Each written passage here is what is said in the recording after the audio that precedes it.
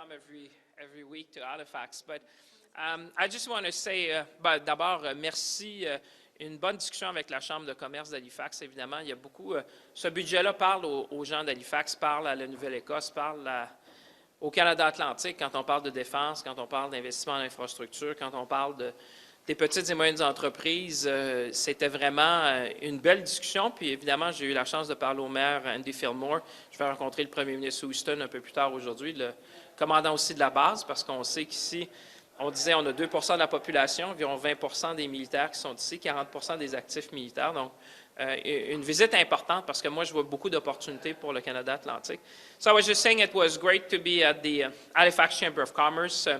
Honestly, I often think that this budget 2025, speaks to Atlantic Canada, speaks to Nova Scotia, speaks to Halifax, because when you're thinking about key investments around infrastructure, if there is a place which I understand that we need to do more to build our port capacity, our railway capacity to go to overseas market.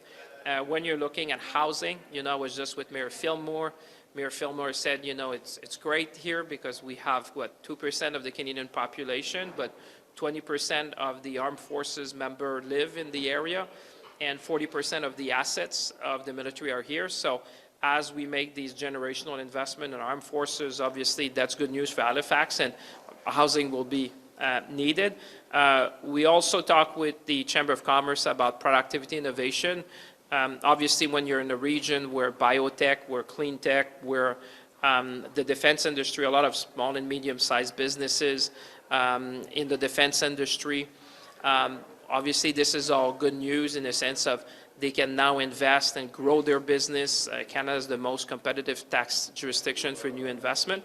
And finally, obviously, our investment in our armed forces. I'll be with the Deputy Commander of CFB Halifax today, looking at some of the assets, listening to our sailors. So for me, all in all, I see this is really a budget that speaks for Atlantic Canada. We've listened to our colleagues, we've listened to mayors, to premiers. These investments in energy, in infrastructure, in housing, in our defense, in productivity. Like I said, we're living in a world of unprecedented change. The speed, scope, and scale of these changes are really affecting families, fishers, farmers, if you're on the factory floor. But when you look at what Canada has to offer, I think we stand out. The International Monetary Fund mentioned Germany and Canada as two countries. Despite this headwind, we're no different. We have the fiscal capacity. Smart investment will make us stronger. And I think that was my message here. Seize the moment, let's be ambitious. Some may see challenges, others will see opportunities. And I hope that today was a message of opportunity for the people of Nova Scotia. Minister, in your talk today, you mentioned the Pathways carbon capture project. Is the federal government willing to give public money to the Pathways carbon capture project? Well, Pathways, as you said, is a very important part of the framework that the Prime Minister outlined with Premier Smith yesterday. We've been talking about Pathways for quite some time. We already have a number of tax incentives that exist in the books, which are available when it comes to carbon capture and sequestration. It's not unique to Pathways, but it's already part of the tools in our toolbox because, like I said, Canada has the opportunity to present to the world that we are a responsible and sustainable producer of natural resources. And I would think Pathways is a good example of that, where we look at carbon sequestration and using new technology. So my answer to your question would be there's a number of tax credits already in place that would support projects like this one and others across the country, which would reduce the carbon footprint. Would the federal government also give, or would it give public money to a pipeline project as outlined in the Alberta MOU? Is that something the federal government would look at as well? Because the PM said, no private company interested in the pipeline, no pipeline. Well, I think I'll leave that to the words of the Prime Minister. I think he spoke at length about that yesterday in his press conference. Like I said, we have already, I think in terms of jurisdiction when it comes to natural resources, Canada is one of the most attractive jurisdictions. Like I said, Actually, we will have the lowest tax rate for new business investment in the G7. And that is no surprise where you see a number of countries being interested, both on the East Coast, but West Coast, and obviously in Central Canada, to make significant investment because they realize that, being the most competitive tax jurisdiction for new investments give Canada a key position in the world. And I would say also because of the stability, predictability, rule of law, I would say that this is in high demand and somewhat short supply. So when you look at mining critical minerals, and I know we're looking at project here, if you look at wind here in this province, if you're looking at investments that will, generate returns over 20, 30 years, 40 years, Canada stands out really because of our tax competitiveness, our stability, predictability, and I would say we've been blessed by geography as well, as I was saying to colleagues, proximity is everything. So I think that's why I'm confident in Canada's future. Minister, capital spending in the third quarter was driven almost entirely by government, not businesses. Is this a sustainable way to boost capital investments in Canada? Well, very good question, and that's why you see this was an investment budget. Productivity innovation has been part of the challenge we face in our nation. And what we heard from businesses across the nation was to give us the means of our ambition, allow us, for example, the productivity super deduction will be one where we will catalyze private investment, because what you want is to crowd in private investment so that people will take advantage, for example, immediate expensing if you buy a building, if you invest in plant equipment, if you invest in AI, for example, that will make your business more productive. That's why I say this is good news, because this is, when you're in Halifax, Nova Scotia, in Atlantic Canada in many ways, we know the importance and the key significance of small and medium-sized businesses. And, it's really them who are going to take benefit of these new measures and be able to make these capital investments. So that's why we this is a shift in terms from spending to investment, and that's why we wanted to create a condition for businesses to be able to invest more. And former Minister Guilbeault resigned yesterday. I'm wondering what you make of that, and what does that say to Canadians about Canada's environmental focus? Well, first of all, Stephen is a great friend. Stephen has contributed in many ways to our country and will continue to do so. I think what you saw yesterday was kind of a roadmap where you have a number of conditions to make sure that Canada can be a responsible and sustainable energy producer. I think Canadians understand the world has changed. I said even in my remarks that more and more people understand the nexus between energy security, food security, economic security, and national security.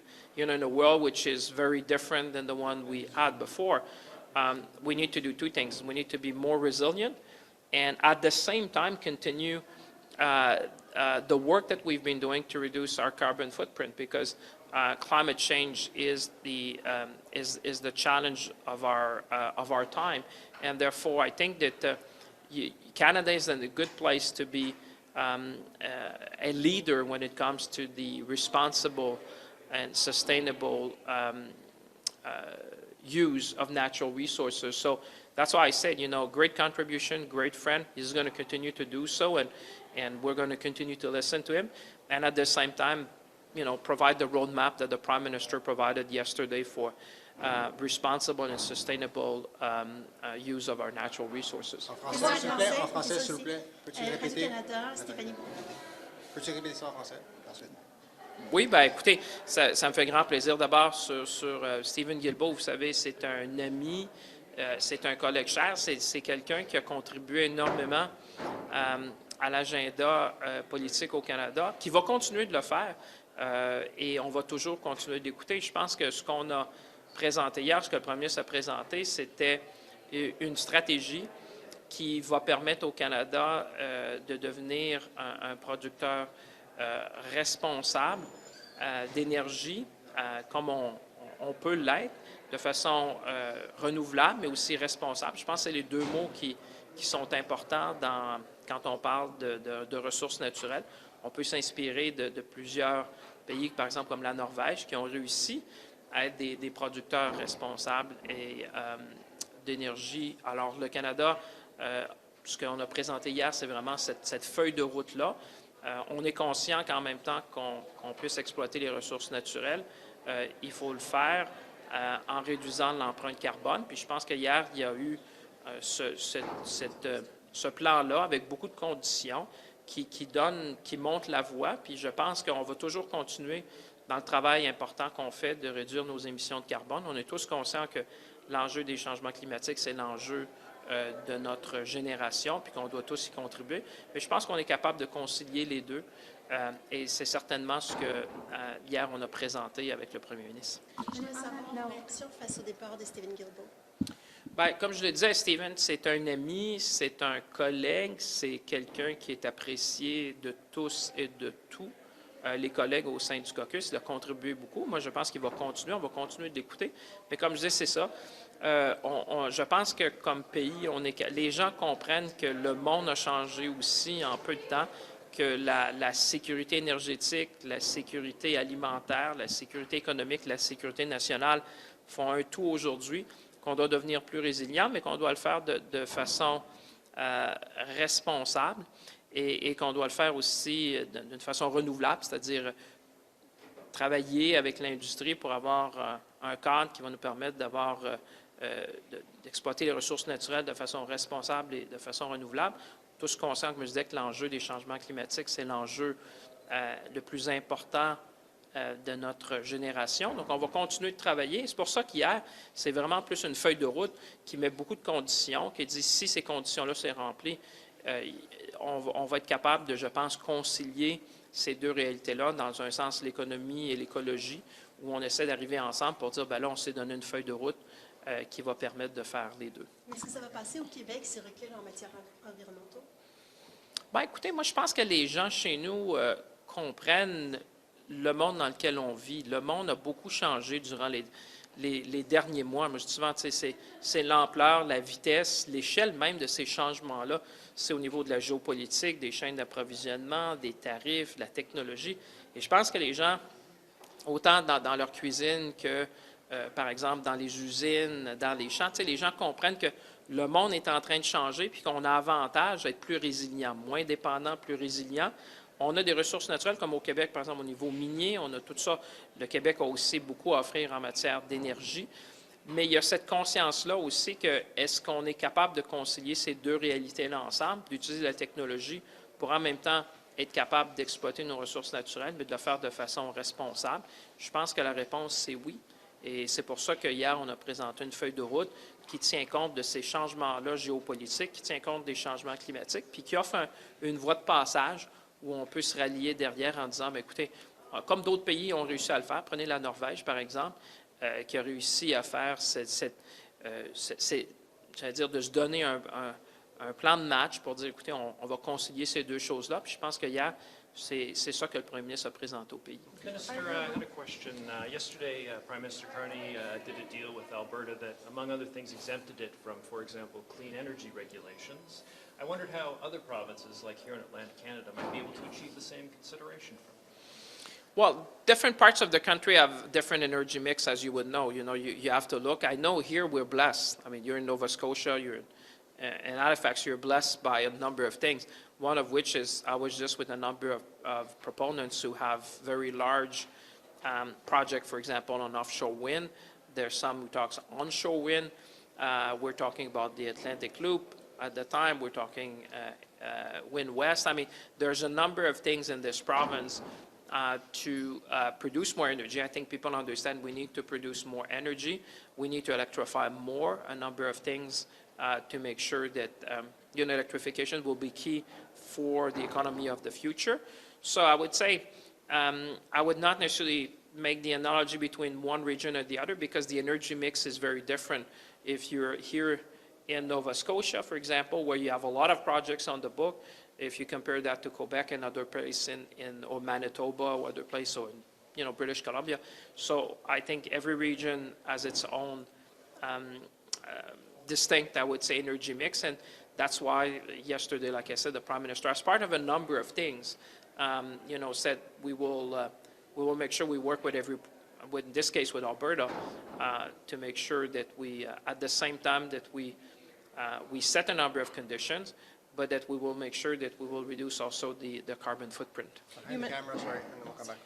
Are you worried that more ministers will resign from cabinet minister as a result of this federal agreement with Ottawa? And, you know, you still have to get some of your budget implementation bills through the House of Commons. Does the PM's willingness to build a pipeline make it harder for you to make deals with the opposition to get these budget implementation bills through? So I'm not concerned with respect to other colleagues. Like I said, I think people understand as well that we need, the roadmap is going to achieve both things, is, you know, being a responsible and sustainable producer of natural resources while at the same time reducing carbon emission. When it comes to the budget, you know, we had a number of votes already in the House. I'm confident for the future because that is a budget that meets the moment. I mean, the need to invest in our country remains. The need to invest in infrastructure and housing in our military. We're here in Halifax. I mean, I can't imagine anyone wanting to walk back from these key investments. You know, we said there is headwind in the world, that Canada is a better place. We need to use our fiscal capacity for affordability. Think about the tax cut for families. Think about the measure for first-time home buyers. And at the same time, making sure that we do these generational investments to have these key pillars of growth for generations to come. So I'm confident, like I was last time, that members of Parliament will understand it's not about them. It's about meeting the moment as a nation to make sure that we can position Canada well for this new world. To meet that moment, would you give federal dollars to an oil company to build a pipeline? And I don't mean tax credits or a tax benefit. I mean something like a grant or a loan. I really want to drill down on that part of the pun. I appreciate it. I mean, I don't think we're there. Like I said, Canada is already a very competitive jurisdiction when it comes to investment. You've seen even the Prime Minister was in the United Arab Emirates recently, $70 billion of investments committed. So you see, and I was talking to some CEOs from different countries during the week, they see, just because we have the best workers, we have the stability, the predictability, the rule of law they need. They see the natural resources, the location, the proximity. There's a lot that Canada has to offer. And actually, we have in many ways what the world needs and wants. So that's why I'm very confident when I look at that we are already a very competitive jurisdiction and that the measures we have put in the budget will be sufficient to crowd in investment in the country. Last question And here. what would you say to Canadians who are concerned about the environmental worries that Mr. Guilbeault laid out in his resignation letter? What I would say, we are all on the, we are all wanting to meet the moment when it comes to make sure that we reduce our carbon footprint and that we do that in a responsible way. I would really say to Canadians who are watching, obviously we are, you know, reducing your carbon footprint will make you more competitive. That's also a competitiveness agenda behind that. You know, we'll create the jobs. We're here in Halifax in Nova Scotia, a place where we have, you know, a number of clean technology, carbon sequestration, electrification, hydrogen, you know, the fact that Canada will be the first country in the G7 to have a small modular reactor, a nuclear small modular reactor in operation. There's a lot of things that we can give to ourselves, that we have the technology, we have the people to at the same time, you know, grow our economy, but at the same time reduce our carbon footprint. So I would say we're very, very cognizant of having to meet the moment, both on the economy, but at the same time having these our climate competitiveness agenda going at the same time, so that we meet the moment on both fronts. Thank you very much. Merci tout le monde. Thank you very much. Thank you. Sorry to keep you waiting. Merci. C'est un plaisir.